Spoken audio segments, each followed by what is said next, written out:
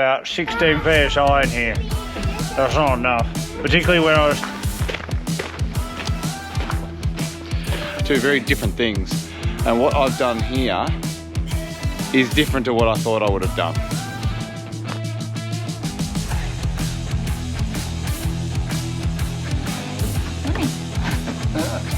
At the shed.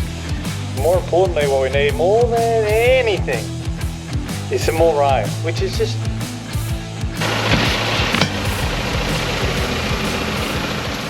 Ladies and gentlemen, welcome back.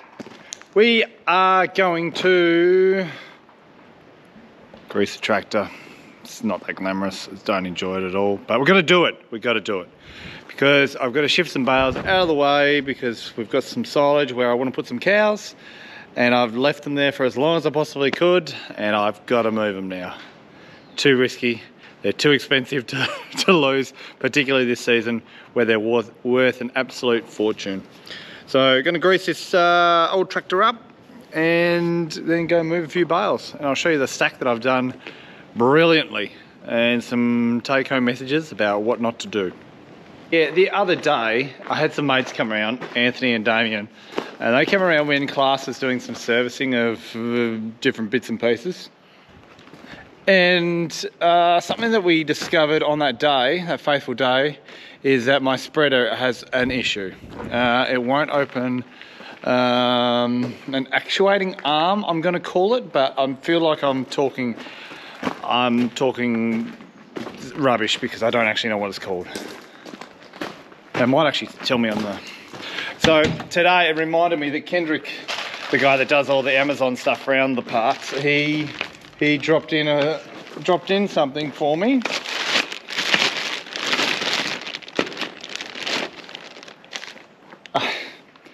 It's some, I assume it's German or something. It's that. Or that, I can't read any of it. So this is what we're up against. So I went and turned the spreader on and it said not working or can't calibrate because it wasn't working. So the trouble with fertilizer is that it is corrosive and it rusts and it gets on things, it sticks and then moisture gets into it and everything is just hard, just really hard. So a lot of things wear out on spreaders and it's rather annoying. So we've got to put this on. I don't know how I'm going to go. I'm going to give it a go. Never done one. Just out of my league a bit, but we'll give it a go. Got nothing to lose. If I stuff it up altogether, I'll just call Kendrick up again and say, look, be on me, mate, be on me. Come fix my issues. Anyway, we're going around in circles, so I'll grease this first, and then I might even take the sprayer off, and I don't know what I'll do first. I'll just do something. I better thank Jeremy because these soft hands aren't actually mine, they're his. Thanks for letting me borrow them. Now I'm just going to show you how you grease something that isn't yours, but you got to make sure it looks as though you're looking after someone else's gear because you're using it. I'll show you how you grease it. So what you do is you just jab a bit just so it looks like there's some fresh grease going in, because you don't want to waste your own grease. Yeah, that looks real enough. I think there's one under here too. I'll try and grease that somehow. With just the end of that, that'll be good. Nah, in all seriousness, I'll grease it. I will grease it. I was just about to start filming and then I clocked Rory in the head with the back of this. Oh, oh dear, oh dear, oh dear, oh dear. Poor fella, he's recovering now.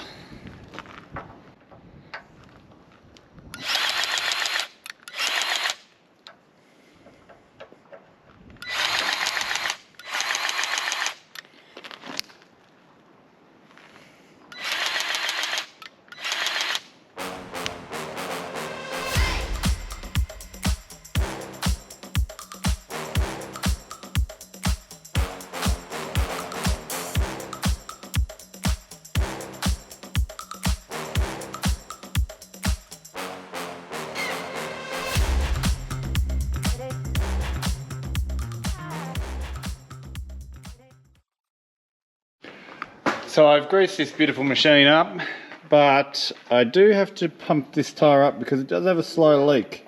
This happened about 18 months ago, and what did we do? We put a patch or something alike inside the tube, inside the tyre, and then we put a tube inside. A lot of these tractors don't come standard with tubes in them. They'll just be just a tyre, and they're just sealed off really well. But once you get a hole or two, particularly something that big, you need to do a bit more and need to put a tube in. So that's what we've done, and for the last 18 months, it's actually worked. Up until now, where it's sort of starting to develop a bit of a leak. So we might, we might try and just do another tube. I think last time we checked it for a new tyre was about $2,000. And I ain't got that sort of money just lying around. Whereas if I do a tube, well, it's about 200 to 300 maybe. So I can get a few tubes out before I have to do a new tyre. That's the way I'm looking at it at the moment. Hello. It's definitely the cheapskate way of doing it. Hello. All the kids are down here helping me help me. Of course, you got those out, and we know what that means. Yeah.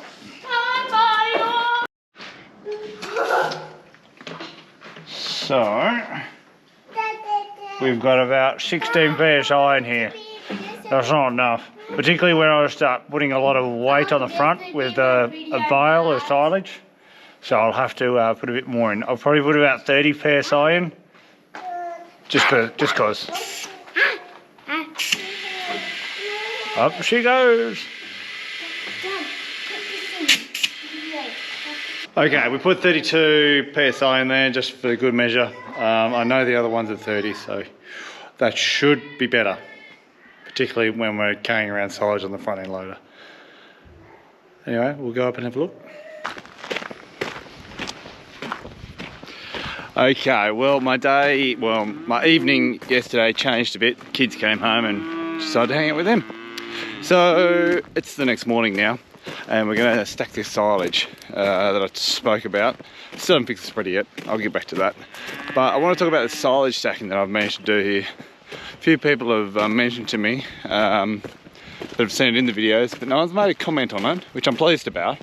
But look, how you think you should stack silage and how you do stack silage can be two very different things. And what I've done here is different to what I thought I would have done.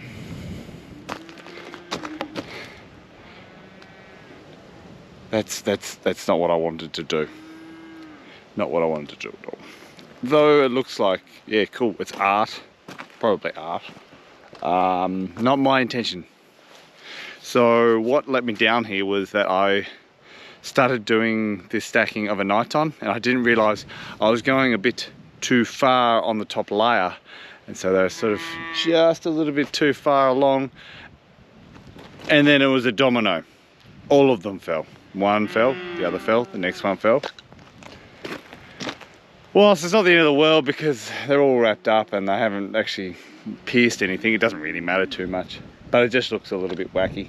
Would have been nice to be just like perfectly level and look really cool, but it didn't happen, not this time. So anyway, I've got like 20 or so bales over there near the tower, and I want to put them in here because I need to feed off around there. I need to put those cattle that we fed a bale this morning to that place. There's so many people out there that just like get it spot on. So envious.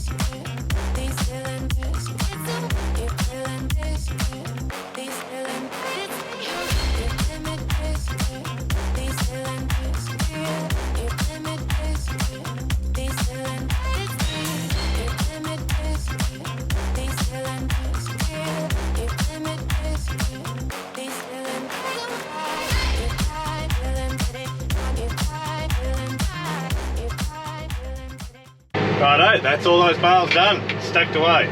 I can bring some stock into this paddock and keep moving them around.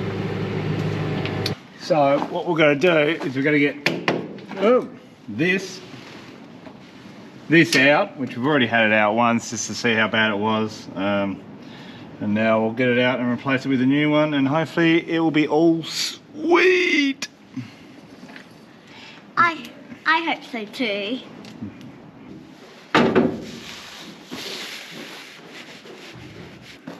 Morning. At the sheds.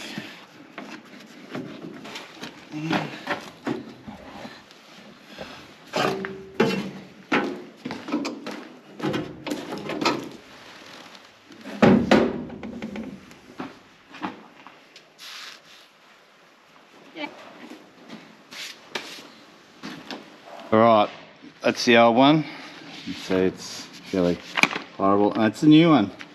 So the thing that it wasn't doing, it wasn't pushing this in and out anymore. This motor was working, but it wasn't quite giving it enough to push this in and out. And that controls how far and out we do it. So we'll put this one back in. It's got a nice little plug on the end of it, so I'm just got to plug it in behind that bit of a firewall back there. And it'll be good.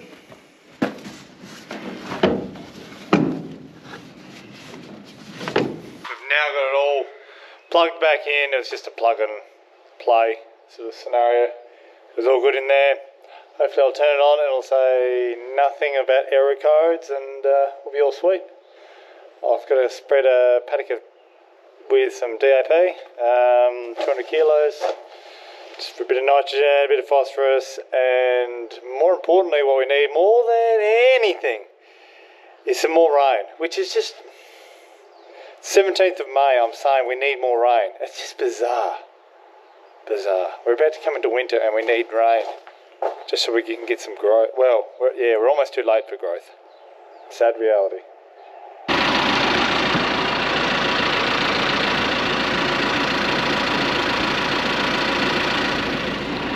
Now, it's not too often I use Jackie bins, but I should use them more. They're quite a bit safer than bags. That essentially they're a one-use bag. We shouldn't reuse them. I don't think we do.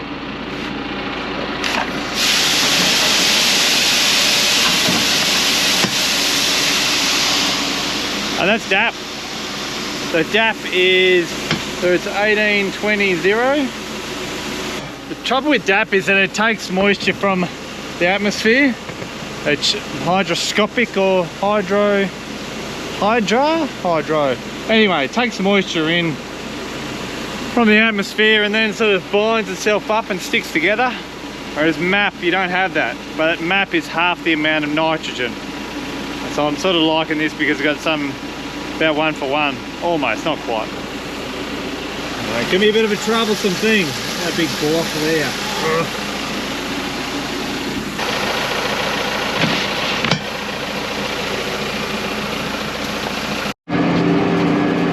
We are spreading. The spread is working beautifully. It's fantastic. The sun is setting. And I'm going to set up an irrigator on some pasture on the 17th of May. Just wild. This should be the end of our season. We've been irrigating, what, 8 months of this season we've been irrigating for. That just doesn't happen. It does not happen here. We're Tasmania. People think that we're the wet place.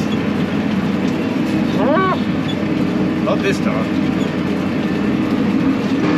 Well, that'll wrap it up for this video anyway, guys. I've sort of fixed the spreader, I've moved some bales. Generally achieved in the last 24 hours, so that's nice.